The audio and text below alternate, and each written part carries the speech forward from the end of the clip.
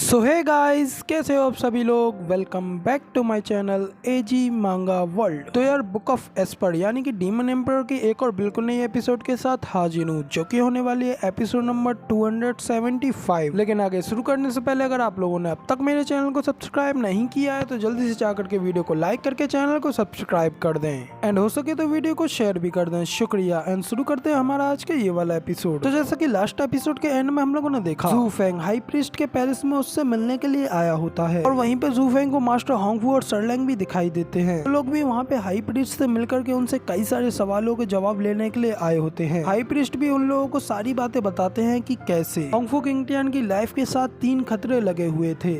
इधर जू फेंग बाहर से इन सब के बारे में सोच ही रहा होता है और उसी के साथ हमारा एपिसोड यहाँ पे खत्म हुआ था। तो अब इसके आए का एपिसोड हम लोग आगे देखेंगे। तो अब इस वाले एपिसोड की स्टार्टिंग में मास्टर होंगफू हाई प्रीस्ट से चिल्लाते हुए कहते हैं कि हाई प्रीस्ट, क्या तुमने पहले खुद ही ऐसा नहीं कहा था कि कोई भी लाइफ एक्सीडेंटली प्रोड्यूस नहीं होती है, बल्कि उसका सब कुछ हेवन के द्वारा पहले ही डिसाइड किया गया होता है। यहाँ तक कि अगर कोई एक मिस्टेक भी होती है तो ये केवल उसके भाग्य के रास्ते में एक कांटा है। और क्या जो तुमने कहा, क्या ये वो मिस्टेक नहीं है? आखिर ऐसा क्यों है कि जब मेरे बेटे किंगटियान की बारी आई तो उसका ये भाग्य दुर्घटना में कैसे बदल गया? तो अब मास्टर होंगफू की ये सारी बातें सुन हाई प्रीस्ट भी कहते हैं, कभी भी किसी का भी पाथ परमानेंट नहीं होता है। हेवेंस यानी कि स्वर्ग हमेशा बदलता रहता है और दुनिया के अनगिनत प्राणियों में से कोई भी अपनी नियति से बच नहीं सकता है। और अब हाई प्रीस्ट आगे बोलते हुए कहते हैं कि अब मैं तुम्हें बताता हूँ कि दुनिया के 8 गेट कौन कौन से हैं। तो पहला गेट है ओपनिंग गेट यानी कि उद्घाटन गेट,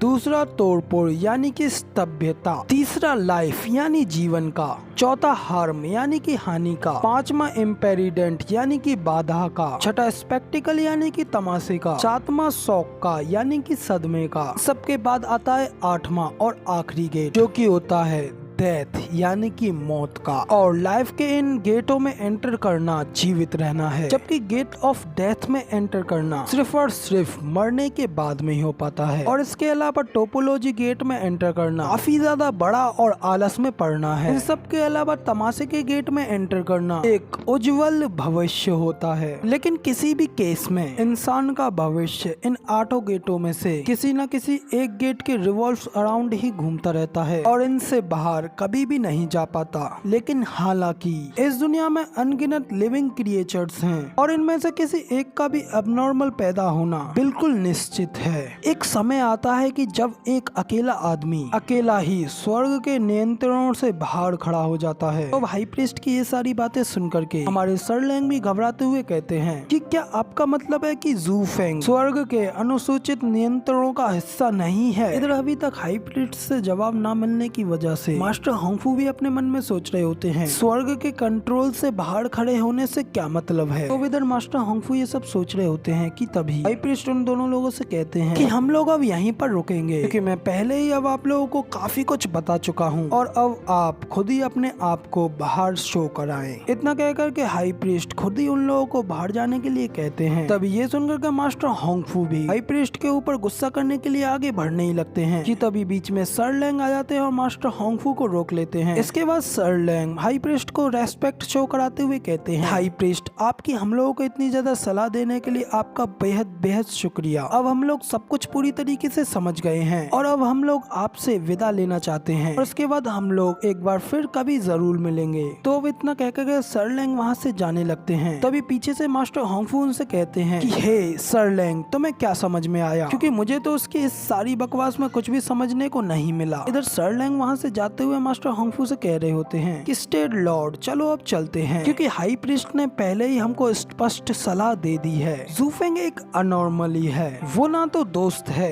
और ना ही दुश्मन, उसका हमसे कोई लेना देना नहीं है। इसके बाद सरलैंग आगे कहते हैं कि स्टेड लॉर्ड, जैसे ही हम वापस चले जाएंगे मैं इसके बारे में आपको सब कुछ क्लियरली एक्सप्लेन कर दूंगा। इतना कहकर के सरलैंग हाई प्रीस्ट के उस गेट को खोल करके बाहर जाने लगते हैं। अभी वो जैसे ही उस गेट को खोलते हैं तो वो बाहर देख काफी ज्यादा हैरान हो जाते हैं क्योंकि बाहर उनके सामने हमारा जूफेंग खड़ा होता है। इधर जूफेंग भी सरलैंग को देख उससे हंसते हुए कहता है कि वो क्या कोइंसिडेंट है, तुम लोग भी यहाँ पे आए हो। इधर दूसरी ओर सरलैंग जूफेंग को देख उससे चिल्लाते हुए कहते हैं कि अब आखिर तुम यहाँ पर क्या कर रहे हो। जूफेंग कहता है कि जैसा कि तुम यहाँ पर ये जानने के लिए आए हो मेरे साथ डील करके मेरा मुकाबला कैसे किया जाए, वैसे ही मैं भी हाई प्रीस्ट के पास यही जानने के लिए आया हुआ हूँ कि तुम लोगों के खिलाफ सबसे बेस्ट पॉइंटर्स क्या रखे जाएं। जूफेंग आगे कहता है कि हालांकि क्या ये अजीब नहीं है कि कैसे हम दोनों ही अपनी समस्या के लिए एक ही व्यक्ति से मिलने के लिए आए हुए हैं। इधर सरलैंग भी जूफेंग की बात उससे कहते हैं कि इग्नोरेंट वेल्फ पेरिस